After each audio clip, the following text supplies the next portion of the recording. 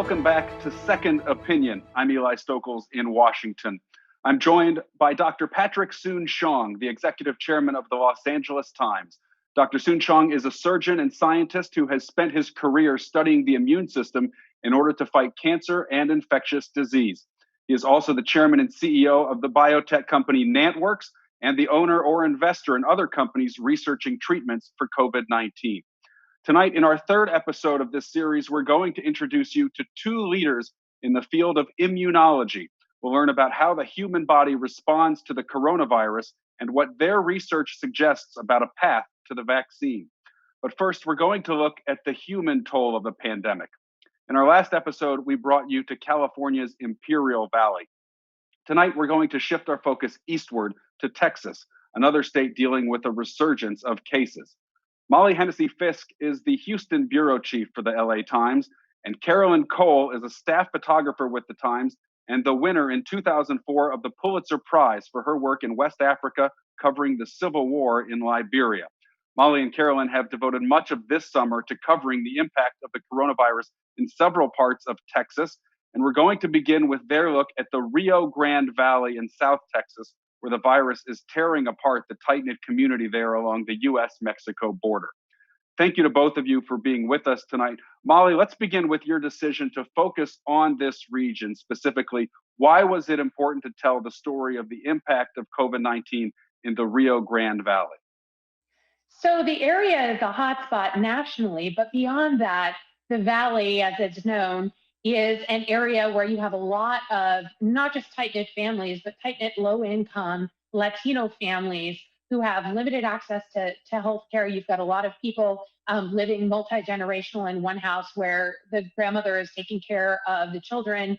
They have family gatherings. There are graduation parties, funerals, all of this going on amidst the pandemic. And while people are taking precautions, wearing masks, getting tested, there were limits to that. And what we've seen has been just an explosion of cases. We were there last month, but even still today, about 15% of the deaths in Texas are happening in the valley, about 8% of the infections. So it's continuing, it's overwhelmed the hospitals, the funeral homes, the cemeteries. And we went to all those places and talked to people to find out what was going on and what direction things were heading.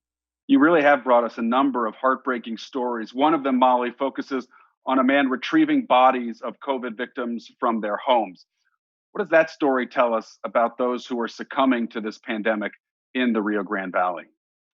So we shadowed Juan Lopez, who is transporting bodies. And before the pandemic, he was transporting about 10 a week. And that number has more than doubled, even just in every day. One day we followed him, he transported 22 bodies just in one 24-hour period. And we followed him as he went to hospitals to transport bodies from the hospital to the funeral home, from people's houses, picking up the bodies of elderly and even younger people in their 30s and 40s who had passed away. And family members we talked to who were there were COVID positive, were trying to deal with the virus themselves. And we talked to him also because he's a dad, he's a longtime businessman. He's trying to manage not just transporting bodies, but also managing a funeral home and viewings where people wanted to have a lot of relatives come and have food and be there together. And he had to tell them, no, we have to limit the numbers. We can't have food. We can't have people lingering without masks on. And at the same time, he was trying to protect his 3 young children at home. So it was a lot to balance. And it was also a ton of work. And he was just constantly getting called, and still is, to go pick up the bodies. And you see the death toll right in front of you from this virus. So, well, I'm just so proud of the work that you were both doing, because I think it's so important. You're now unveiling, unfortunately, really unmasking the disparities of healthcare in our nation. So, I think the risk that you were taking is really admirable as you actually report this important information. How did you not only protect yourselves, but how often were you getting tested to ensure that you weren't getting infected? Well, we have sort of a new protocol now that every time we enter a hospital, they normally test us when we're going into the COVID unit. And then every time I come home from an assignment such as this, I'm tested before I go back to work in Los Angeles. So far I've been tested 5 times and I continue to be negative. But obviously there is a risk, just flying very frequently. Carolyn, I want to take a look at some of the portraits of the frontline medical workers that you have taken and that we've seen, our readers have seen in the pages of the Times, really moving images. Uh, Talk a little bit about what moved you to fight for this access, to put yourself at risk, to be able to tell these stories and to show our readers what grief really looks like, whether it's at a grave site, whether it's at a hospital bed, whether that is a young woman with the remains of both of her parents sitting in front of her on a coffee table. Can you talk about how affecting this work has been and what you've learned about the lives of the hospital workers and the people you've documented? So, for somebody like Priscilla to give us access to come to her home, even though she was in isolation herself after both of her parents died from coronavirus, these kind of people that we're meeting are so kind to let us in there and to show what's happening with their lives. We also met Jesus Torres, who was digging the graves. The reason that they were being dug by hand was because their backhoe had gone out of order, and so many graves were being dug that they just had to keep moving forward. And that's the point. I mean, life goes on in these communities, and we witnessed people getting married, we witnessed babies being born, and life goes on. I'm interested in the fact that both of you have spent time working overseas, documenting wars and disasters abroad. And now the world is really focused on the United States. The virus is impacting our country in a way that others have managed to avoid. And the devastation, especially in places like the Valley, it's worldwide news. Molly, let's start with you. What have you taken from your experiences covering news stories abroad that you've carried into this story here at home? Well, one thing was, and Dr. Soon-Shiong had alluded to this, that the disparities that we're seeing now are really striking in terms of higher rates of death and infection among Latino communities across the country, but especially in low income communities on the border.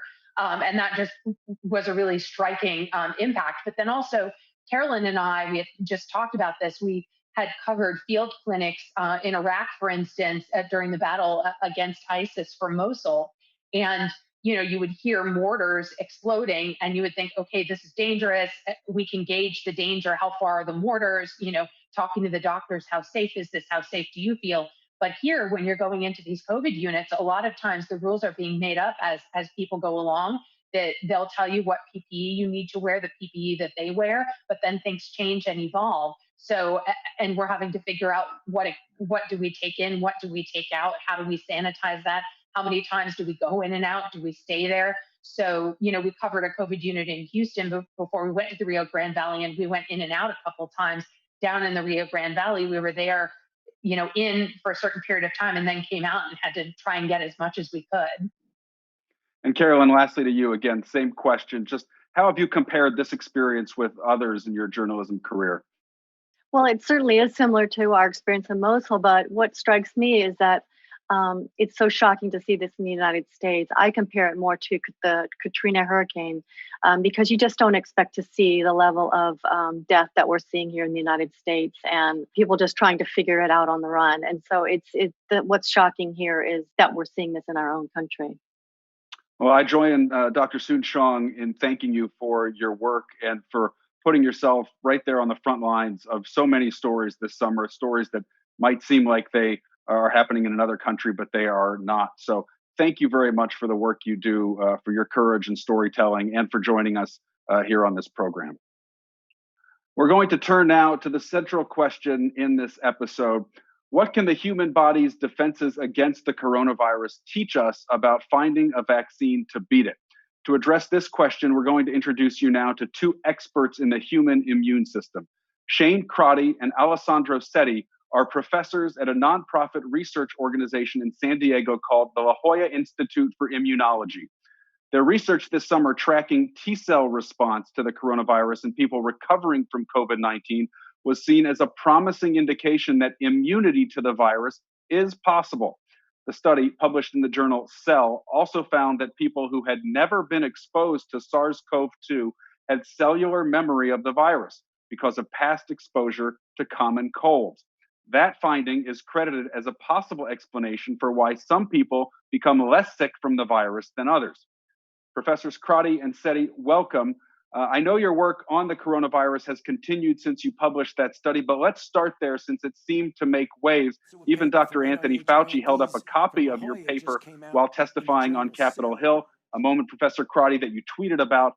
What do your findings, Professor Crotty and Sette, suggest about the possibility of immunity from the virus, and how does that relate to the potential for a vaccine?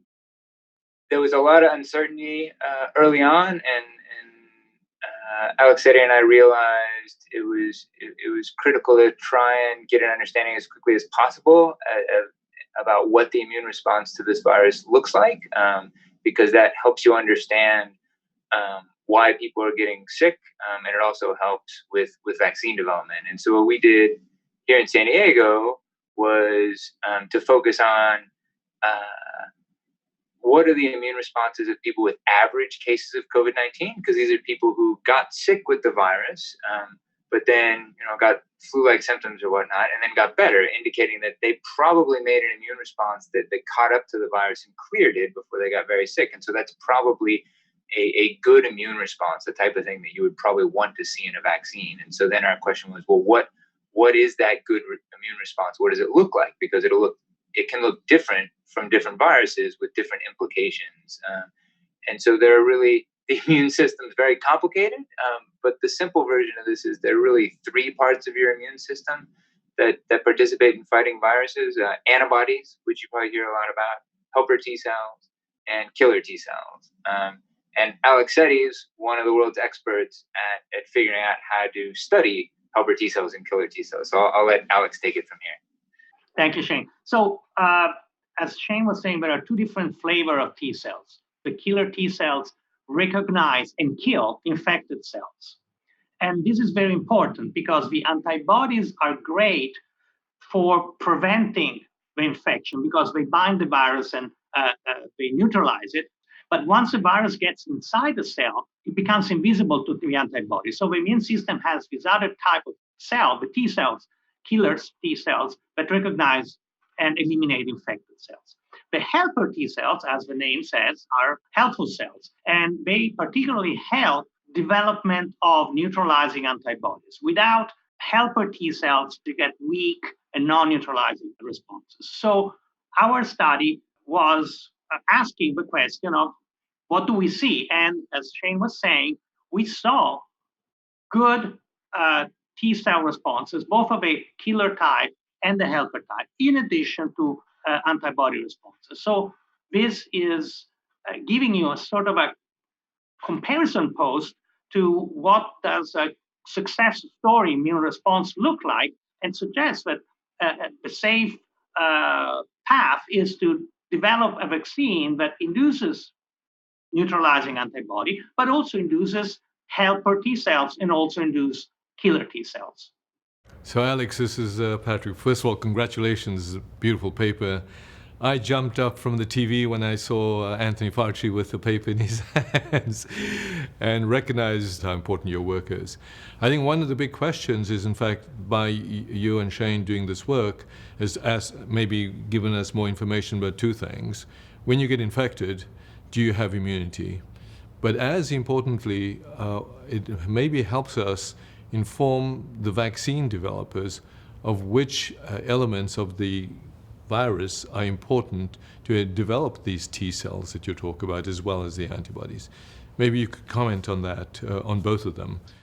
Most vaccines concept involve the spike protein, the spiky thing that you see in the cartoons. And so our studies showed that indeed spike is a good antigen, does induce also CD4, does induce CD8. But we also studied the rest of the virus. And maybe Shane can jump in and comment what we found regarding the rest of the virus. Sure, but I got to say, it's really Alex's expertise in this. So Alex is probably the number one expert in the world at figuring out what pieces of a virus do T cells actually recognize, because it's a more challenging problem. The analogy would be really if you have like a car built out of Legos, the antibodies would just like bind the surface of the car. But what the T cells recognize would be individual Legos. And so actually you can go ahead and think about it as if the virus is built out of Legos, each given piece is possibly something that a T cell would recognize, but only some are actually recognized by the T cells. And so at the La Jolla Institute, Alex's group predicted what the virus might recognize. But then we went through the trouble of saying, okay, there's spike, and then there's 24 other proteins in this virus. What does the immune system recognize? And we were really pleased to see when we measured that in patients in San Diego, we saw that people actually had broad T cell responses to all kinds of different parts of the virus. And so that's a good sign. That basically indicates that the virus is relatively straightforward for the immune system. So T cells see spike, which is important, but T cells also see other parts of the virus well. And then that also brings the notion that if needed to fortify a vaccine, if you forgive a play on word, you could spike your spike vaccines with other pieces of a virus, other proteins also expressed in the virus to bring additional firepower against the virus. So when you talk about spike, this is the protein that's on the outside.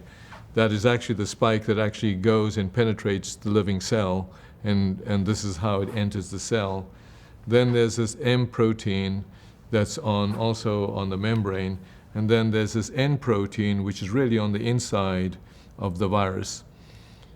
And I think one of the most important things about your paper is that when the spike, the M, and the N together actually combined were the most important proteins that your T cells could recognize and create memory against. So this is what you mean by you could spike the vaccine by having as many of these proteins. Maybe using this diagram, if you could just expound a little bit on this statement, because I think that's so important to inform us, because what you want is not only the killer T cells, which is the CD8, but you also want the CD4 helper cells, because when you add these two together, that may help you generate the memory T cell. And then, most importantly, this is also going to help you actually help the B cell to make the antibodies. So it's all interconnected, and a very complicated immune system that our body is born with. Maybe both you, Shane, or Alex could comment on that, because that came loud and clear out of your paper. I think you made a wonderful diagram. You got it. I mean, essentially, we saw spike being good, and we saw that also M and N and other pieces were well recognized by the immune system. Dr. Soon-Shiong, I'm thinking back to our last episode and how we talked about the necessity of testing early and often after one suspects that they've been exposed. And you talked about that period of the days after exposure being a race against time. I wonder if when it comes to finding a vaccine, what is the right metaphor? Is it possible we might race past some important clues like the ones in this study, if we're racing to the vaccine rather than, say, walking carefully? Well, I think this is really a concern about us understanding the science. And scientists like Alex and Shane really contribute so much to the learnings. And I think what we've now begun to understand is that this virus is very dangerous. It has all kinds of tricks that allows it to hide from the immune system. It's all kinds of tricks that even turn off the immune system. It's all kinds of tricks that can go into every cell of the body. And what's amazing, this virus actually penetrates into the blood and actually metastasizes like cancer. And it gets into the endothelial cells of the blood vessel cells. It causes blood clots, it causes microthrombi, it causes platelet dysfunction, it causes emboli into the brain in the olfactory bulb. So I really think the work that Shane and Alex are doing is so important, because the only way we defeat cancer is not through antibodies, but through T cells, memory T cells, CD4, CD8 T cells. So I think the idea is to identify and work very carefully on not only understanding in real time the science, but developing a vaccine that is the maximum protection. You need, unfortunately, antibodies, you need T cells, and you need another thing called mucosal immunity, IgA. So you need IgG, IgM, IgA. These are antibodies. You need CD4 and you need CD8 T cells, and you need ultimately memory T cells. This is going to take a lot of time and a lot of scientific effort, a collective scientific effort for us. It is a race, in a sense, against time for all of humanity, but I really think we need to get to the right path, and make sure we have a safe and effective vaccine. And Alex and Shane, please comment on that. So certainly, we're talking about a race to develop vaccines. And the interesting point here is that there are 100 different vaccines being developed. And it's quite possible that some of the early vaccines may have some effect, and we'll hope that many of these vaccines will have as good as possible an effect. But it's also possible that there's going to be second generation vaccines that are developed and are refined. And in a way, the fact that many different vaccines are tested simultaneously will give an unprecedented opportunity to understand what is good vaccine design versus less good vaccine design, because you will have many different vaccines against the same disease evaluated in the same time frame. Also, another important concept to appreciate is when one says there is a vaccine that works, it gives protection. There are different degrees of protection, and there is also protection against infection, protection against viral replication and being transmitting to others, and just basically protection also against disease. So maybe a vaccine will not protect initially from infection, but will be able to lower the disease severity, which would also be, if nothing else, desirable. I agree with everything that Alex said. I think the crux of it all, to me, currently comes down to three things that we know at least something about. And so one actually is our studies of immune responses in people who had the disease, right, and other people who had follow-up studies indicating that in general, the virus elicits a pretty good immune response, right, in most people. So that was certainly a good sign. And a second thing is that you want to know how hard is it going to be to have immunity to this virus, and really the best evidence for that is coming from some animal models, some monkeys. So monkeys get sick with SARS-2 infection just like people, and so there have been a number of studies of monkeys asking, well, how hard is it to protect the monkeys from getting sick? And in general, the answers from those studies have been it's not too hard. The monkeys develop protective immunity pretty well with a number of different vaccines. And then the third is really info from vaccines that have gone into humans so far, which there's no data about the efficacy, that is how well a vaccine can actually protect people so far, right? But there is data of how much of an immune response vaccines can elicit in people. And a number of the vaccines tested in people so far have hit the benchmarks they've really been asked to hit, which to me are, can they elicit as much of a neutralizing antibody response as is needed to protect a monkey? And the answers for several of those vaccines has been yes. And do the vaccines elicit T-cell responses? And the answer, at least for the helper T-cells, for a number of those vaccines has been yes. So that's my glass half full view. You know, if you look at those three metrics, things are progressing pretty well. But the bottom line is vaccines are hard to develop, and you really don't know that one's going to, it's not a plug and play kind of problem. You don't know that one's going to work until you do have an efficacy trial result. And so I think the first results from those trials will really be in October and November of this year. Well, thank you for the wonderful discussion and really giving people a better sense of what is happening and what the race for a vaccine really comes down to. Let's turn now to a good question from a viewer who is a cancer survivor, who's asking about the relationship between cancer, COVID-19, and the immune system. And Professors Crotty and Sette, I hope you can stick with us just considering the subject matter here. The question is from Sheila Hellman in Jonesboro, Arkansas. And she writes, I am a family practice physician who was treated last year with R-CHOP chemotherapy plus image-guided radiation for stage 2 bulky diffuse large B-cell lymphoma. I've had a complete response and I am generally doing well, but I am concerned about making adequate response to vaccine for COVID-19. Does Dr. Soon-Shiong have any ideas about vaccine response for B-cell depressed patients? Would there be adequate protection from the other non-B-cell immune responses? Will the memory T-cell response still happen? Dr. Soon-Shiong, do you want to start? I wonder if you could put that slide up that had these three, the antibodies and the helper T cells and the B cell up, if you don't mind putting that slide up, and we can see if we can talk a little bit about. And you happen to have the two world's experts in the audience here that understand both the CD4 and CD8 T cells. So this question is about these B cells. And unfortunately, this patient, this doctor, has R-CHOP, which is really a chemotherapeutic agent that acts to eliminate these B cells. And B cells are responsible for making these antibodies. It also turns out that the CD4 helper T cells actually potentiates and supports these B cells.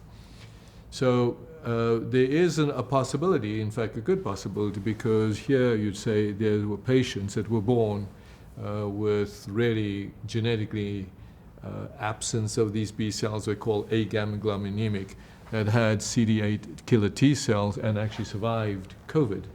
And what's exciting about the CD8 killer T cells is that while the B cells, this antibody blocks the spike from entering, but once you have the virus inside your cells, you really need the killer T cells to kill the factory. The CD4 T cell, helper T cell, is critical both to the B cell and to the CD8 T cell, because by doing that combination, you actually end up activating the right milieu at these crosstalk cytokines, which enable the memory T cell, which is at the end of the day what you really want. So this is a long scientific technical answer, and maybe Alex, you can do a better job, and Shane, you can do a better job than I in explaining to this patient that there indeed is hope. Well, I mean, what you had there is this case of these two patients actually that were from Italy, and these two patients have this genetic defect for which they cannot make antibodies. And so what was reported in this paper is that these two people, unfortunately, were infected with COVID, but were able to clear the virus. So as you were saying, this is very strong evidence in real humans that even without antibodies, you can clear the virus. So as you're saying, there is hope. That doesn't mean that in the general case, we don't want to have a vaccine that induces all three. But in this particular case, it appeared that having two of the three arms of the immune system was sufficient. And perhaps Shane could also elaborate on that a little bit more, in the sense of how many arms of the immune system do you seem to need to have a good outcome? I think, Patrick, you gave a great summary, and Alex gave a great summary, and it's certainly an important question that was being asked, because there are many people in America as well as elsewhere who have some sort of compromised immune system, and that's really what we're talking about here. We know from infectious disease and immunology studies that there are viruses, okay, where it's really important that you have one particular part of the immune system. And there are other viruses that you need a different important part of the immune system. And some viruses you really need, all three parts of the immune system. And as far as we can tell for COVID-19, it looks like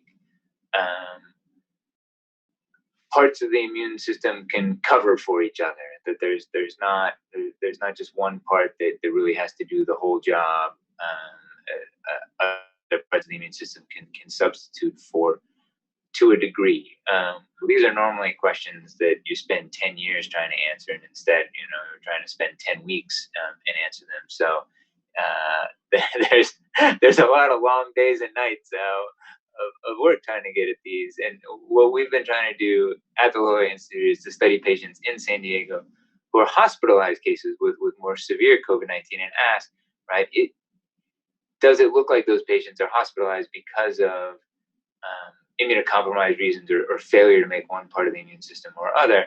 And what our conclusions are that we're coming to is that it certainly is best if people have all three arms of those immune responses. So it does look like it's a positive thing to make immune responses, and it looks like it's a positive thing to make all three branches. So our best guess, although it's a moving target, is that you can get by without all three branches, but having all three is really helpful. And so it's, I think it is a concern for people who are immunocompromised.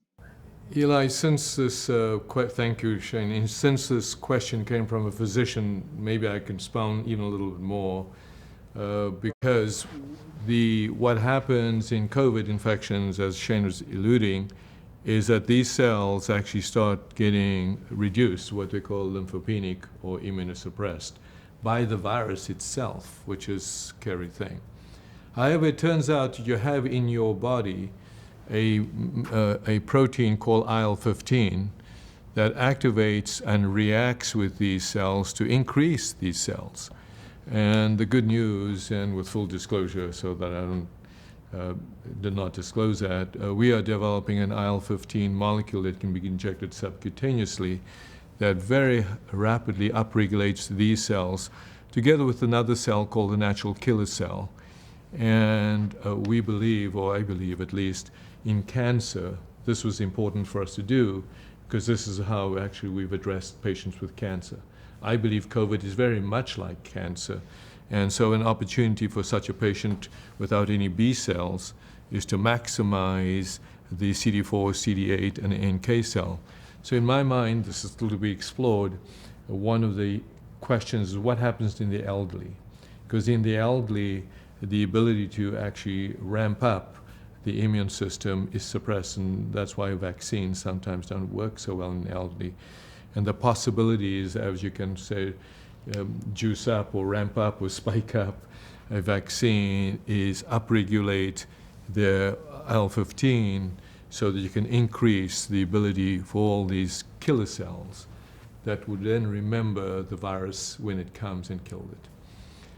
I think that's another level of hope for a patient that can't elicit a antibody response because of the chemotherapy that kills the B cells. It's a great question and obviously a complex answer, but thanks to all three of you for helping to unpack it in the level of detail that you did. A reminder, if you would like to send in a question to be featured on a future program, you can write to us. The address is secondopinion@latimes.com. At the end of each episode, we've asked our guests for closing thoughts, and we've also asked where in all of this we can find some reasons for hope. We've already heard a lot about how the glass is half full on a lot of the vaccine development. Professor Crotty, perhaps you can start us off with the closing comments. I take a lot of hope in the fact that there are multiple vaccines that have moved on past the first clinical trials, and that they've jumped through those hoops, and they've looked okay, and that they represent multiple diverse vaccine strategies, and I take hope in the fact that actually the efficacy vaccine trials that are just starting are actually massive studies. I mean, they're going to involve like 30,000 people, so there's going to be really high quality information that comes back from the vaccine trials that are ongoing. Thank you very much. Professor Sette? Well, I second the optimism from Shane. Perhaps one thing that could be underlined is that the speed at which our understanding of this virus and our reaction to it and the development of vaccine has really been unprecedented. And it's been really a matter of months.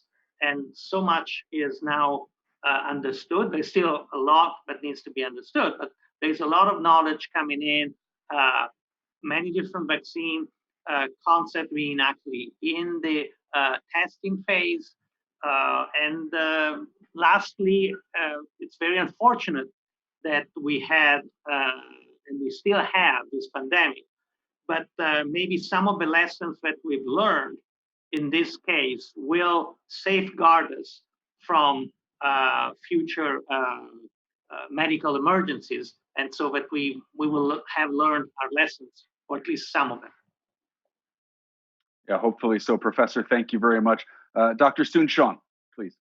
Well, I think one of the things that's inspired me most was the way scientists have come together and collaborated, shared information, dedicated their efforts collectively to fight this and win this war against this virus. And you know, scientists like Dr. Sette and Dr. Crotty really should be the inspiration for younger people, seeing that the difference they can make. The findings that they made that from convalescent patients that in fact you have cells that can kill this virus really will help create true hope that in fact a vaccine could be found. I think also these two amazingly brave women reporting on our nation on the work at COVID is another inspiration of the importance of the press and the importance of people like Molly and Carolyn that really have gone out and put their lives on the line, and these are the true heroes of our time. Here, here. Dr. Soon-Shiong, thank you so much. It's been a wonderful discussion with all three of you. Professors Crotty and Sette of the La Jolla Institute for Immunology, thank you as well so much for all of your insights.